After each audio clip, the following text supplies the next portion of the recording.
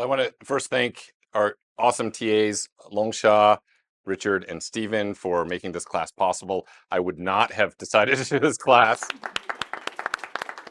without their help because, I don't know whether I'm going to feel well week to week. And definitely when we came up with the idea of this class, I didn't know how it was going to be. That was a few months ago. So really great thanks to you for their volunteer TAs for volunteering to put this class together, and really appreciate it. And then thanks to Primary Care and Center for Asian Health Research and Education, as well as several donors we have who are providing funding for the food. I think, as many of you may not know, food is not free at Stanford. It's got to come out of somebody's pocket. And so we were able to get some funding for food for you. And thanks to all of you for your patience. I know it's been very difficult to get into class, and it was filled up and there's a waiting list. But rather than making this into a giant, huge class, wanted to limit it so it's a little bit more personal and there's a little bit more direct interaction here. Can I just quickly, how many med students do we have? Okay, great. And how many undergraduates do we have? Or how many non-medical graduate students? Okay, great. And how many non-degree granted students? Okay, great, perfect. So we have a great mix of people here, but really welcome to our class today. Do I need to turn on any of the mics, or they're good? Okay, I'm good. Okay. So as you can see, we've gotten a lot of attention about this class from the media. We have a reporter from the New York Times in the back. So just so you know, full disclosure, so don't do anything weird. But if you want to talk to her, Kate Seelig, feel free. I think she'll be around afterwards. And then we have also our fantastic Lisa Kim, who works at Stanford, and she does a fantastic piece called 90 Seconds with Lisa Kim. So this class will be part of 90 Seconds with Lisa Kim. And Stephen is doing a high quality recording for our class to make and also to distribute later for people to consume broadly. So we really want to spread this class as widely as possible. But thank you for signing up the class. I'm really happy that this was such a kind of interesting and unusual class that people would reach out to me to want to take. It's quite an honor for me, honestly, the fact that you would want to sign up for my class. I know it's hard. I promised myself I wouldn't choke up, and now I'm choking up. I know it's hard. I've started classes where literally we had one student sign up, so I know you guys have great choices. But I wanted to start by talking about why I decided to start this class. So I was diagnosed, and we'll get into great detail about how I was diagnosed today with non-smoker lung cancer, non-small cell lung cancer, adenocarcinoma in a never smoker. I've never smoked, never had a puff of smoke of anything in my life. And I was diagnosed this May, and I went through the experience. So I've been a physician at Stanford now for almost 19 years, and I went through the experience of what a patient goes through. And I thought I have a unique perspective to provide as somebody who's a physician and somebody who's a patient to really relay what I went through and what I'm still going through as a cancer patient. So I thought that would be helpful, especially to the medical students, but also to the undergraduates and to our non-undergraduate, non-degree seeking students here as well. So hopefully this class is very helpful to you in that regard. My dream is some of you will go into cancer care of some aspect. Could be primary care. I'm a primary care doctor. We're heavily involved with diagnosing and treating patients with cancer. Could be research. I would love for some of you to go into research and to devote part of your time to seeking out new treatments and diagnostic tools and other tools for treating cancer. But also there's so much involved with life and cancer, spiritual care, caregiving. So it would be great to me if even just one of you decided because of this class that you wanted to spend part of your career on something that's so important to me. So I wanted to start out with a story. Since I was diagnosed, I have stage 4 cancer, which is not curable. I will highly likely die of this cancer or something related to this cancer. It may be 1 year, it may be 2 years, it may be 5 years. I really don't know. But I had this just amazing experience with a patient.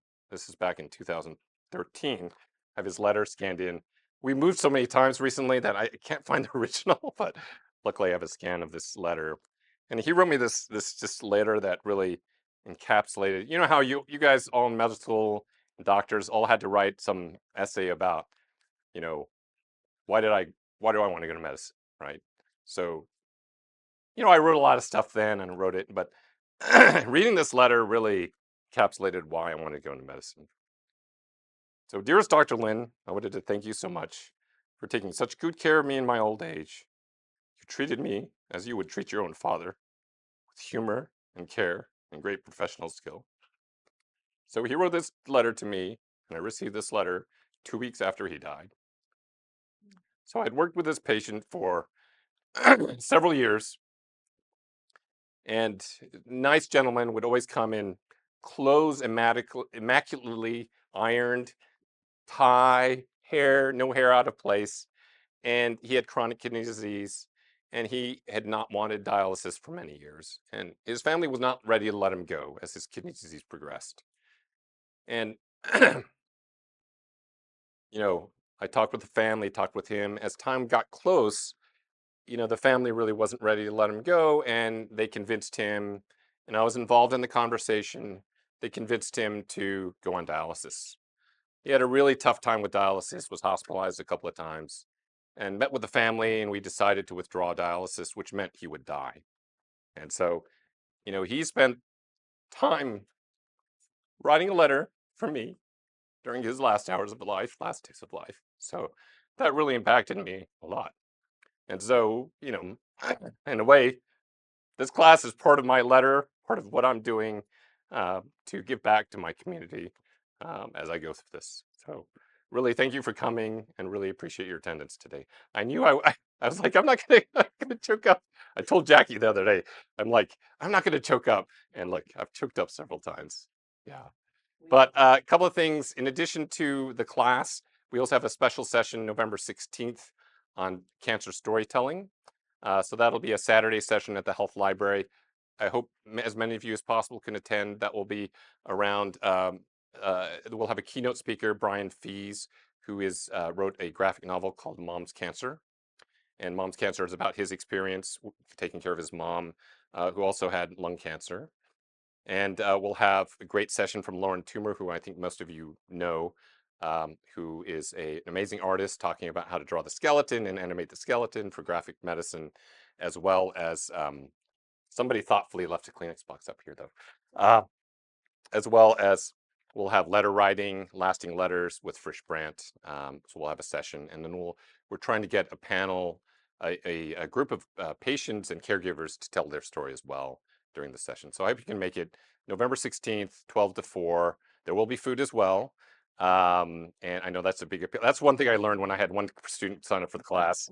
I was told, if you have food, they will come. So we didn't advertise the food, so you guys came anyway. So thanks for that. And then we also have a mixer for medical humanities. When is that? October 2nd. October 2nd. Right in front of CCSR, where the cafe table outdoors at 5:30. So new students, continuing students who are interested in learning more about our program and ways to get involved. And there will be food there as well. And generally, it's been for medical students, but undergraduates can come as well. Yeah. There's a medical humanities minor undergraduate level. I'll send the announcement to you guys, and you can send it. So without further ado, I don't want to eat into Dr. Louis' time, but without further ado, we're going to invite Dr. Paul Ford. Dr. Paul Ford has been a primary care doctor at Stanford for over 30 years. Used to work with the sports team as one of the team doctors. Yep. For many years, and lived on campus for many years too. Where did you live? Kingscote Gardens. Kingscote Gardens, which is no longer there. But Paul's my primary care doctor. We work right near each other. And so back in, I'd say probably March, I was started to have a cough. And then I said, hey, Paul, I've got this cough. And then, what did we do? Yeah. Well, I don't want to make Brian feel self-conscious, but he actually coughed a couple times. I don't know if you noticed this. That's not the cough he was having before. So the cough he has today is kind of just a clearing your throat kind of cough. So when someone comes up with you to evaluate their cough, you think of kind of 3 chronologies, and it kind of helps you hang your hat on how you're going to progress to the diagnosis. So you think of coughs that are 2 weeks or less are often viral coughs, acute bronchitis, can be bacterial or viral, or it can be from sinusitis. So you're usually thinking of an acute infectious disease. If a cough's between 2 weeks and 2 months, then you kind of think of those as kind of a post-reactive cough. So a lot of people that have coughs that are two months or less in duration are usually happen after they had an infection and their lungs are trying to heal up. And oftentimes they'll present with you not during the time of the first infection, but during this recovery phase where they start coughing. And um, and so that's kind of the major cause of coughs in that region. And then if they're more than 2 months, then you consider them as a chronic cough.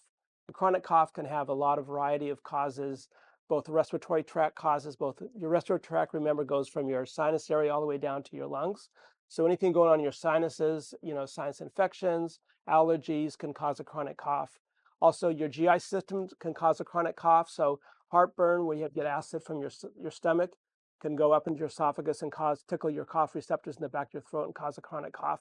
It's actually a very common cause of cough, especially in people who teach a lot because you're projecting your voice and it causes you to compress your stomach and that pushes acid up in your Drinking esophagus too much Diet Coke. and too much Diet Coke. So those are kind of the three things you think of. And then also the next thing is the nature of the cough. What is the cough like? So is it a dry cough? Is it a wet cough? Is there mucus coming up when you cough? Is it associated with pain when you take a deep breath or when you cough?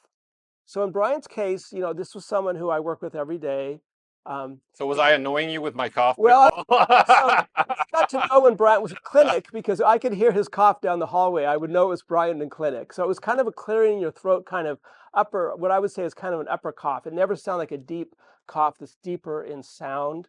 And it sounded more like something tickling your throat. And if you ever had a friend that does this, like some people have a habit of doing this, you kind of know the sound of that cough. So we thought, he just got a little bit of low-grade allergies. We live in this building that's kind of funky on campus, the Hoover Pavilion, which has kind of a weird ventilation system, and there's a lot of trees, a lot of pollen. And I have a long history of allergies and postnasal drip and reflux. So initially, I don't think at that point I even listened to his lungs. We just talked a little bit and thought, let's just try some allergy treatments. So I think we tried an albuterol inhaler and Yeah. maybe Steroid inhaler, steroid inhaler. tried Flonase, Zyrtec. Nothing really helped at that point. And Paul Paul was worried. Of course, I was worried I had some weird infection. Cancer really wasn't I knew it was on the list, but wasn't really top of mind. And I was worried about my vocal cords. So I texted a friend of mine who's the head of rhinology, Dr. Peter Huang. And he's like, oh, I'll get you in right today. That was a Monday. I think it was May 7th.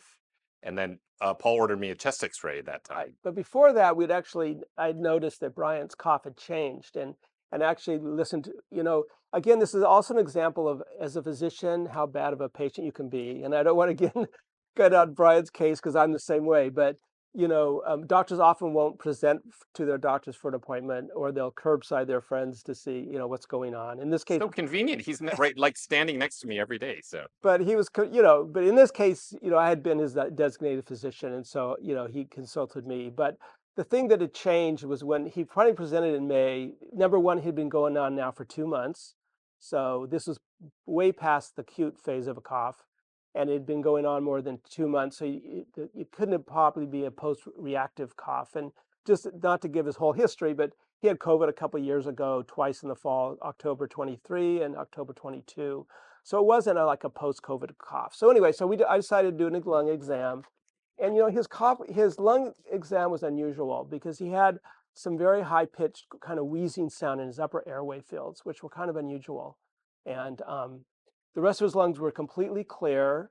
He had no fever, had no weight loss at that point, no other systemic symptoms of fatigue, of any other symptoms whatsoever. So, but because it was really most of his porous pharynx, we thought, what's going on there? So talked to Dr. Wong, who's an ENT guy, and he thought, let's go ahead and get an x-ray. And we hadn't got an x-ray before that because you see so many people with chronic coughs, especially in the wintertime here from allergies. And then this whole COVID thing the last 2 years, like everyone's coughing. So you don't want to x-ray everyone because it's a lot of radiation and a lot of useless x-rays. So we finally did an x-ray on Bryant, I think on May 3rd or May 4th. can you bring up the x-ray? And Dr. Lui, since you're here, how many of your patients with lung cancer present with cough, with a long-standing, like with a cough? Yeah, how many of your patients actually say, hey, it all started when I had this cough? Very few of the patients that I take care of actually had any symptoms at all, as I'll get into. Because as a surgeon, I can treat mainly early stage cancer where it hasn't grown or spread very far. So there are a few, but it's a small proportion. Because you're catching them early.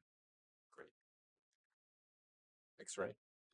So yes, the first step is to do an X-ray, and so you do two views. I don't know if you I didn't put the other one. Okay. Yeah. So usually you do an AP of the chest like this, and then you'll do a lateral where you have them from the side, so you can look at the structures. But mainly what we're seeing here is we're seeing these are the lung fields. So this is the left lung, right lung. This is the heart border, so you can see the heart magnified against the chest wall. These are the bronchi. So this is the left main bronchi and the right main bronchi, and that's the trachea. And then these are the diaphragms. And so when you look at the X-ray, you just want to look overall. What do the lung fields look like? You want to see if the heart is midline. Is the heart silhouette normal size? You want to look at the corners here, the costophrenic corners, to see if there's any fluid. In this case, this, if you look on the left side, this is really sharp. So there's really no fluid in there where the lung ends right here. But on the right side, there's a little bit of fluid there, and again, very little. If you weren't really paying a lot of attention, we would have noticed that this is just not quite distinct enough. Then the other characteristics things of this X-ray are, you look at the heart border, and in this case, the right heart border should be a smooth line going up through here. And in this case, there was all these haziness. So this tells you there's something going on between the heart and the chest wall, which is the lung. There's something going on the right side of the lung. And you just see a lot of what we call infiltrates. And then you can measure the width of the heart in comparison to the width of the chest. In this case, his heart width, which you'd measure probably from here to there, is wider than normal. So that tells you there's something else projecting that shadow onto the X-ray. And what it is the mediastinum, which is right in front of the heart, there's lymph nodes there. And so there's lymph nodes there that are enlarged and causing the heart to be a little bit wider than normal. And then if you look at the bronchi, they're a little bit, your bronchi kind of more like this. They're a little bit more, pushed out a little bit. So you wonder if there's lymph nodes there. They're kind of pressing the bronchi up a little bit. So it was not a normal X-ray. And we would probably just call this maybe right middle lobe pneumonia, perhaps. But it was very concerning with the shape of the mediastinum. And then on the lateral view, you can actually see some more details. And there were some details on the lateral view that suggested there was fluid around the bronchi on the right side. And so we knew that the next step would be to do a CT scan to see what's going on. So next. We got the CT 2 days later on the Wednesday. So that was a Monday. Oh, and then my friend, Dr. Huang, looked at my vocal cords and nothing there, just a little boggy, but nothing concerning. Not definitely, even though it sounded like we had some upper airway, vocal cords were fine. And then we got this CT scan, which was very concerning. Yeah, so on the scan, what you can see is just a big mass there and some increased lymph nodes. And there's some fluid here in the sulcus between the right middle lobe and right upper lobe. Well, as an internist, we're not radiologists and we're not surgeons. So, Yeah. I always cheat. Back in the day, we called it the orange crayon sign. So you basically flip through the films, and then anywhere the radiologist would circle something with an orange crayon, oh, that's what they were looking at. So luckily with Epic, they leave their markers where they're measuring things. So this is how they measured out. So here they're measuring the lymph nodes, yeah. Yeah. And then, I don't know what that mark So is. it's 8 centimeter by 5 centimeter kind Yeah. of opacity, they called it, which still could be infection at that point. But, it says, while these findings may reflect multilobar pneumonia, possibly tuberculosis, given the necrotic lymphadenopathy, there's high suspicion for malignancy. Consider referral to pulmonology for possible tissue diagnosis. And then I had a pleural effusion at that time, so you can see the fluid under my right lung. And then because with the CT scan, right, you're lying back, so the fluid kind of collects where gravity brings it. And these little things that at this point, they just call them little nodules. Again, this is just one slice through the lungs, right? So you look through the whole thing. So at this point, you called our friend Dr. Arthur Sung. Yep. So we knew there was something going on here, and we knew that by the history that we had obtained so far, no history of fevers, no history of other medical issues, they were very highly concerned that there was a malignancy going on causing lymphadenopathy. Or an atypical infection. There's some rare bacteria that can cause lymphadenopathy that presents like this. I was praying for the infection. I was Yeah. like, I hope it's an infection. So one organism is nocardia is chronically commonly presents with atypical lymphadenopathy. I mean, in the TB days, you think of tuberculosis, but we get TB tests every year in the hospital, so we knew it wasn't that quantiferin test. So anyway, so we called our pulmonology friend, and I actually called him on the phone. He was on his way home from the office, and he said, "Well, I'll call you back in 30 minutes," so he could go home and fire up his computer and pull up the images. So he called me back in 30 minutes and said, "Yeah, we're going to put him on the case tomorrow morning at 7 for a bronchoscopy." So the next step would be to a bronchoscopy where they look down in the lungs. You just pass a scope down into the lungs, and then you can you can see what's going on with the airways, and then you can do biopsies and see what's going on. And then, yeah, next slide, please. So this was the results on the Monday, on the Monday, world record time, a friend of ours he's a dermatopathologist. He was very kind. He contacted the Path Fellows and my samples were prioritized. So then by Monday, which is very fast, I had the bronchoscopy on Friday and I got basically a result on Monday, which showed the metastatic. And so they sampled several levels of the lymph nodes. And they used ultrasound guidance, metastatic poorly differentiated non-small cell carcinoma. So at that point, I had a diagnosis, but no staging at that point. So next slide, please. And so the MRI was done first, MRI of the brain, and I had 50 enhancing lesions. So that kind of blew me away. I've seen lots of patients with metastases, right? But 50 is a lot. 50 spots in the brain that were cancer spread to my brain. That was a lot. And no symptoms. Minimal. In retrospect, I thought I was having these kind of migraine symptoms I thought may have been due to the metastases, which seemed to have disappeared. So maybe. So then at that point, and I think I got the slice where this is the 13 by 9 millimeter enhancing lesion. There you can see that light up there. So this is really shocking to me. The MRI really drove it home to me in a way because it was so drastically different than what I was expecting. Next slide, please. And this is just a slice of the PET scan. We do PET CTs. We used to do just PET scans, but now we just for anatomic localization do PETs with a limited CT. And you can see here, of course, the right lung here, right? Hypermetabolic. So what a PET scan is, they give you essentially a nuclear isotope, which is attached to something like glucose, and they tell you not to eat. So then anything that really consumes a lot of glucose lights up under the nuclear camera. So you sit there for like an hour. They give you an IV. You sit there for an hour in this like cold, dark waiting area. And they don't like too many other people being nearby because they're going to get radiation exposure. So, but luckily in my case, they let my wife, for some reason, they let my wife stay there and sit with me. And then everybody's got, it's really funny, just a funny side detail. Everybody's got to pee in the same bathroom because they don't want radiation spread in other places. So you can only pee in that bathroom. And so I had metastases all over the place in the bone, lymph nodes. I actually ended up having subcutaneous nodules. So during this whole process, I remember we were teaching the residents and I was looking around like, oh, I think I have a lymph node here. I think I have a lymph node here. And so Paul ordered a FNA. So the pathology actually does, well, they'll palpate it and use ultrasound. They'll just do it and look at it under the microscope when you're there. So they did that and actually found out these little lumps I had on my skin, which actually I had no idea you could happen. My subcutaneous lumps were not lymph nodes, but they were cancer that spread under my skin. Yeah, and that was 4 days. Remember, so this was like on a Wednesday we did chest X-ray. On the Thursday we did the CT scan. On Friday we did the Monday chest X-ray, Wednesday CT, and then Friday was the bronch.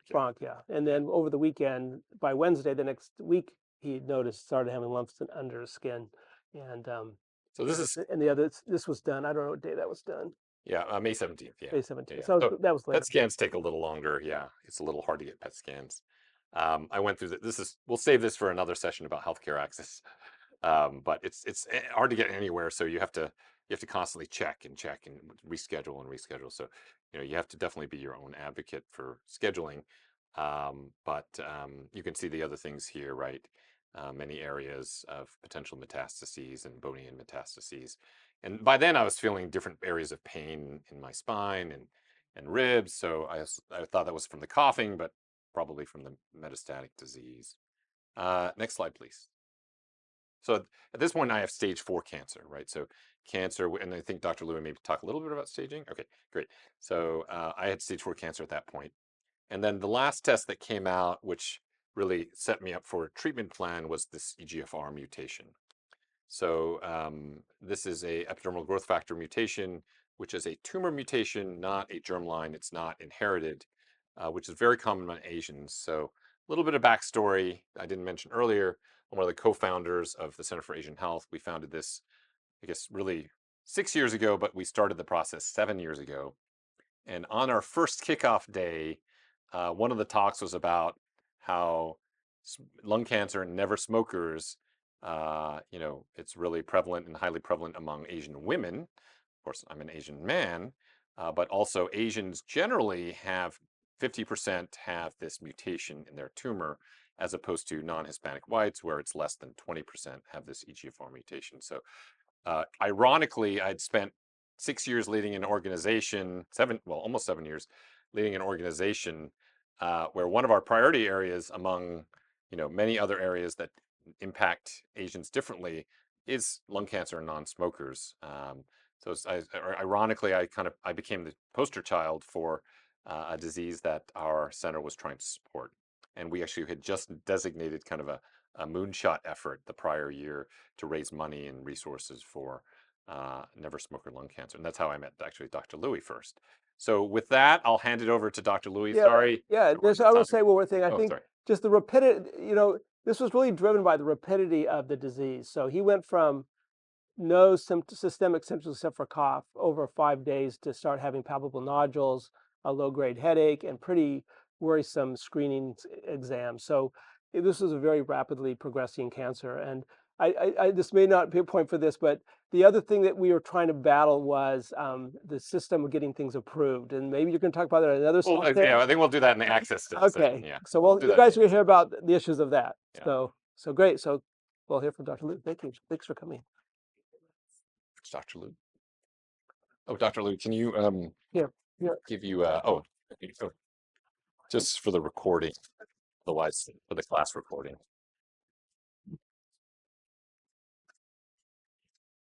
Sorry, it's the first day, so the time management. But you're an expert lecturer, Dr. Lui. So. When would you like me to finish? Well, the class ends at 1:20, so I'm sure the students would be happy to end at 1:20, but Let's see here. we can go over a little bit. Yeah. Perfect. How is that? Stephen, we're good? Good? Okay, great. Well, thank you so much for having me. It's really an honor to be part of this course and to meet all of you today.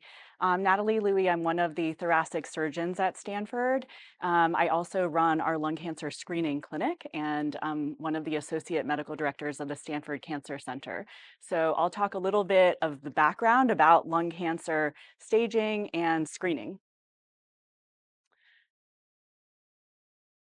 So lung cancer causes more deaths than any other cancer.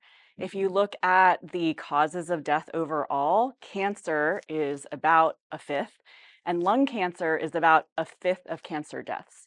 So it's not the most common. The most common by far is breast cancer in women and prostate cancer in men, but lung cancer is a lot more deadly. So it is the most common cause of cancer death in both men and women. In the United States this year, they estimate about 125,000 people will die from lung cancer.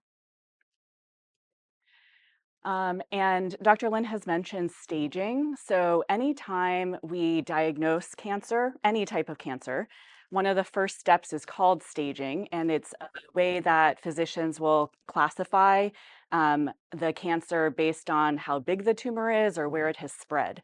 So the stages always go from 1 through 4, 1 being the earliest and then 4 essentially being metastatic. And here's my diagrams of lung cancer stages. So on the left for 1, it's when the tumor is quite small and it hasn't spread anywhere. In stage 2, it's spread to lymph nodes that are really close by. So you can see this lymph node's right next to the tumor. In stage 3, it is spread to lymph nodes that are a little further away. So these are in the mediastinum, which is the middle of the chest here. And then in stage 4, it's spread to other organs. So that could be the other lung, it could be the brain or bone are some of the more common areas. And so one of the reasons why lung cancer is so deadly is that it doesn't cause symptoms until it's quite advanced most of the time. So people can be in stage 1 and have a small tumor, and they have plenty of normal lung, and they feel completely normal. And even in stage 2 and sometimes 3, people might even feel totally normal, as Dr. Lin did for quite a while. And it's really only when the tumor is quite advanced that it starts causing symptoms. So it can obstruct an airway or push on an airway and cause a cough. It can grow into a blood vessel and people can start coughing up blood. If it spreads to the brain, people might have headaches. If it spreads to the spine, for example, someone might have back pain. And as was discussed, these symptoms are actually quite common. So someone who goes to their primary care physician and says, I have a cough, it could be a million different things that are not lung cancer. Same with back pain, right? So it's really hard, I think, to diagnose people early. And one of the reasons why it's so important to diagnose people early is that the prognosis just plummets as you go down the stages. So if you have a very early stage 1, and there are actually many subcategories of stages, so there's even stage 1A and B and 1A1, and it's very subclassified. But the very earliest stage, over 90% of people will be alive 5 years later. Whereas that basically plummets, and in stage 4, it's less than 10% of people. Most people are diagnosed on this side because that's when they have symptoms and actually go to get evaluated by their primary care physician. So we have really tried to figure out how can we diagnose people on the early side before they have any symptoms, and that is called cancer screening or screening in general. So screening in general means that you're looking for a disease, in this case lung cancer, before it causes any symptoms.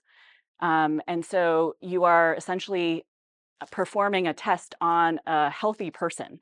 And so probably you've heard of more common screening tests like mammography for breast cancer or colonoscopies for colon cancer. Lung cancer screening is a lot newer. So it is done with a low-dose CT scan, and Dr. Lin showed his CT, which was a diagnostic CT. So this type of scan for screening, where people don't have any symptoms, has a lower radiation dose. But the scanner looks the same. So patients will lie down and get moved into the scanner. It takes just really a few seconds to do the actual scan. There's no pain, no IVs, no needles performed. They are basically asked just to take a deep breath and hold it for a few seconds so that nothing's moving as they're scanning. So currently in the US, lung cancer screenings recommended annually only for heavy smokers. And so we know that smoking, cigarette smoking, is the primary risk factor for lung cancer. And so we recommend screening just for those at highest risk. So these are heavy smokers. So currently the guidelines are to screen people that are 50 to 80 years old, have at least a 20 pack year smoking history, and then they're either current smokers or they quit within the last 15 years. And then a big part of the screening process is also smoking cessation counseling, if applicable for current smokers. Just because I know some of you are not yet in medicine, so I just wanted to explain what a pack year was. This is how physicians can quantify the smoking history for each person. So we multiply the number of packs smoked per day on average by the number of years smoked. So the criteria for screening currently is 20 pack years. So you can actually arrive at 20 pack years with different types of smoking history. If someone smoked 1 pack per day for 20 years, they have 20 pack years. If someone smoked 2 packs per day for 10 years, that's also 20 pack years. So that's the threshold to recommend screening. That's a pretty heavy smoking history, you can see. And these guidelines were developed through a few large clinical trials. The first one that really launched lung cancer screening in the US is called the National Lung Screening Trial. And this was a multi-center trial run by the National Cancer Institute. And they enrolled over 50,000 people. You can see they were even heavier smokers. That was the original screening guidelines. And the participants were randomized to 3 annual screenings, either with the low-dose CT scan or with just a plain chest X-ray. And some of the key findings are here. They detected lung cancer in 1.1% of people after the first scan, and half of those were in stage 1. So that's when we can cure people. And overall, after the 3 screenings, the lung cancer mortality decreased by 20%. So for every 320 low-dose CT scans, they calculated that we would prevent 1 lung cancer death. So this was really revolutionary. We didn't screen at all before this. This was published in 2011. And this really started the process of the US offering lung cancer screening. Just so you know some more of the details, when we do a low-dose CT scan or the LDCT, the radiology report will classify findings by the LungRad system. So that's the, I think, reporting and data system. And so every lung nodule will be classified in one of these from 0 to 4x, depending on how suspicious it is. And you can see the estimated prevalence in the population, and then management depends on how suspicious things are. So if the lung nodule is likely benign, then we may just say, get your usual annual LDCT in 1 year. If it's probably benign, we might say, come back earlier. Let's do it in 6 months because we don't want to let this grow if it is a cancer. And then all the way to the ones that are very suspicious, they may get the PET CT that we just discussed, or go for a biopsy, or even come to surgery and get the whole nodule removed. You can see here that S stands for significant or potentially significant finding unrelated to cancer. So with this CT scan, we may also find unrelated abnormalities. So coronary artery calcifications, other tumors like thymomas in the middle of the chest, thyroid nodules. So there are other non-lung cancer related abnormalities that could pop up as well. Yes. Question about the prevalence statistics. Is that for the general population or those that have smoked 25 years? Those that have smoked, yeah. So lung cancer screening implementation has been really slow. The National Lung Screening Trial was published in 2011, and the US Preventive Services Task Force officially recommended lung cancer screening in 2013, so 2 years later. And then Medicare covered lung cancer screening starting in 2015. So it took several years just to get this covered by insurance. And even now, almost a decade later, you can see that the screening rates are extremely low. So in California, we are this dark blue. We're estimated around 16 to 17% of eligible people are getting screened. So these are the heavy smokers, and the screening rates are really poor. I'll go quickly through risks of lung cancer screening. So one might ask, well, why not just screen everybody and then we'll find all lung cancers and no one will ever be diagnosed with advanced lung cancer?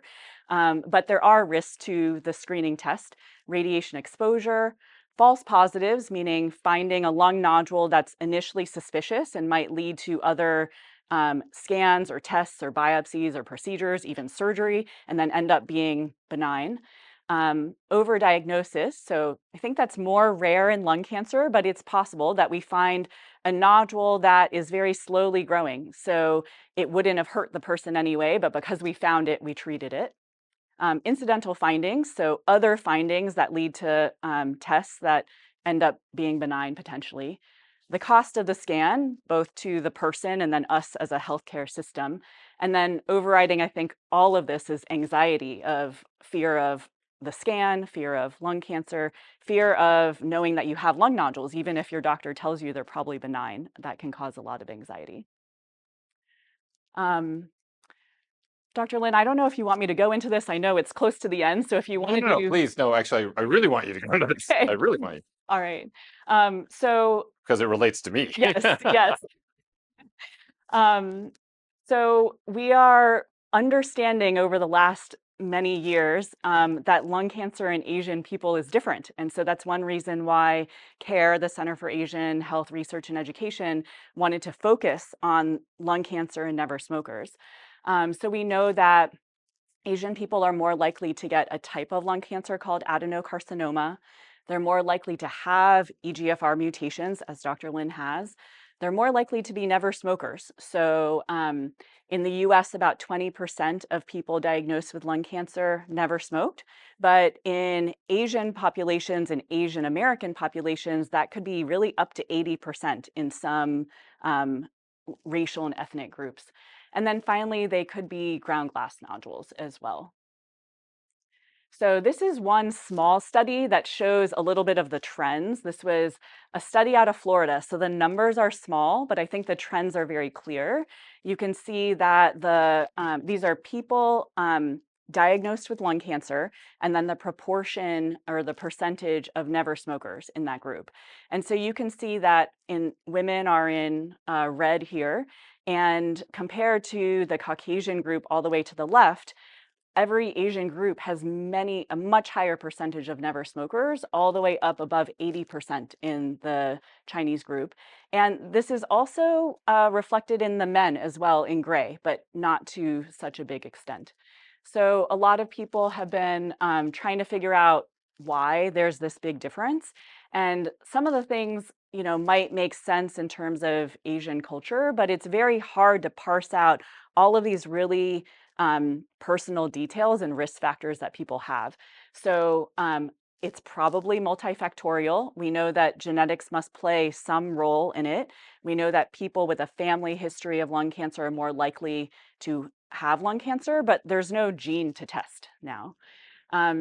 Secondhand smoke may be a factor. We know in a lot of Asian cultures, the men smoke a lot. So the women who are never smokers may actually have a lot of secondhand smoke exposure. Air pollution, and then finally cooking oil fumes. There have been several studies that have showed an association with cooking on a stove, like stir frying, pan frying, deep frying, especially cooking without ventilation, without a hood. I'll skip this. It's a little into the weeds. And then I just wanted to give you an example of the ground glass nodules or part solid nodules that we see quite frequently in never smokers who have lung cancer. And they'll often be a little wisp here, you can see, where it's really not very dense and very similar to the lung parenchyma. And we know that people with these, they often grow very slowly. So if you could click, yeah. And so this was one of my patients, and the time frame was 3 years. And so you can see this is growing very slowly, but it is growing in size as well as density. It's a little bit more white. And there's even what we call a solid component. So it's bright white instead of that gray. And so never smokers are more likely to have these types of nodules, which are more indolent lung cancers. And that will play into, as we're developing any screening guidelines for people who've never smoked, we do have to balance the risks and benefits of the scans, and knowing that many patients have a slower growing cancer may affect how frequently we recommend screening. So Taiwan, well, I'd back up and say a lot of places in Asia are now offering screening. I think their healthcare system's very different, and they're much more likely to recommend scans. So I've had several patients who go to Asia to see their family or go back home, and they go see a doctor. And even if they're much younger, even if they're never smokers, a lot of them are offered scans, and then they'll actually come back and want to get care close to home or close to family here. So one of the more developed programs is from Taiwan called the Talent Study, and they enrolled over 12,000 people who were all never or light smokers, but they all had one additional risk factor, either family history, cooking oil exposure, secondhand smoke. Other ones were tuberculosis or other lung disease. And they got the low-dose CT scan annually for 3 years and then every 2 years. And Interestingly, the detection rate for lung cancer was 2.1% after the first scan. So this is almost twice the number from the National Lung Screening Trial, which enrolled heavy smokers. Half of them were stage 1, all but one were adenocarcinoma. And then of note that the detection rate was even higher in people who had a family history. And they enrolled both men and women. Yes, Good. yep. And so currently, based on the talent study, Taiwan started an early detection program in 2022, and they are screening men starting at age 50 and women starting at age 45, never smokers, but they require a family history. They found that was such a risk factor in the talent study. Those were the people that they were starting to screen afterwards. And they're screening with a low-dose CT every 2 years, so not as frequently as what is currently recommended for heavy smokers. So in the US, there's been one pilot study out of New York called the Female Asian Non-Smoker Screening Study, or FANS. And their preliminary data for their first 200 patients or participants. So they enrolled women starting at age 40, which is quite young, never smokers, identifying as from Asian descent, and they offered the LDCT every year for 3 years. And with their preliminary results after the first scan, their detection rate was 1.5%. So they found 3 people with lung cancer out of the first 201. All 3 had EGFR mutations and are taking EGFR inhibitors. And the detection rate for ground glass nodules, so these indolent lung nodules that may develop into cancer, was 14%. So I think you can see there's a lot of research that's being done, but a lot more that we need to do to really figure out what the screening guidelines should be for never smokers, and really to increase lung cancer screening among heavy smokers, where we know there's a mortality benefit, but the implementation is very low. And we're hoping in the next several years to do a lot of research to look into these questions and try to figure out answers for our patients. Well, thank you very much. I had a question for you. Yes. You pointed out there's a big lag, and it's frustrating in medicine. Things happen seemingly very slowly. You presented some very strong evidence that we should be screening at least certain populations of Asians with low-dose CT, especially given we have a experience now with smokers. Yeah. I guess, what do you suggest, given that, even if we do develop, it takes years to develop guidelines, USPSTF is also very conservative. They don't tend to create guidelines for specific small groups. Asians are only 6%, 6 to 7% of the US population. Mhm. So even if we have strong evidence, they may never come up with a guideline. And, because the Affordable Care Act only requires that screening tests that are USPSTF approved be Mhm. covered, we may never get insurance coverage. So what would you suggest to your family members, patients, about what to do now Yeah. rather than waiting until guidelines come out? Yeah, this is a really hard question because it's hard to recommend something in a public forum that's Right. really not guideline based. But I've gotten this question 10 million times. yeah, but I will tell you that I asked my parents to get screened. I don't know how often I will ask them to get screened because we don't really know. But I asked them, they're both over 70, and I asked them to get one single scan for now, just so I could rest easy. And people who are interested, especially people with a family history, I generally refer them to our lung cancer screening clinic so that they can go over the data and make a personal decision. If they are scanning or screening outside of guidelines, they're paying out of pocket. So at Stanford, it's $550, which to some That's not that people, bad. Most yeah, at Stanford are like yeah, a lot. Yeah. yeah. Yeah. To some people, it's prohibitive, and other Yeah. people are like, let's do this. It's not a problem. My, So it's very, I talked with a friend of mine who's an engineer, and both his parents got diagnosed. So he went and he actually found a Groupon for $200 to get a CT scan, low-dose CT. Yeah. oh, that's funny. Yeah. Great. Yes. Well, thank you so much for coming. Thank you. Thanks. I know we're over time. I know you guys are rushing everywhere, so maybe we'll just hang out. I don't know if Dr. Lui has a few minutes to hang out to answer questions just directly, but thanks for coming. For students, make sure you take note of the passcode and then sign on attendance on Canvas. Thank you.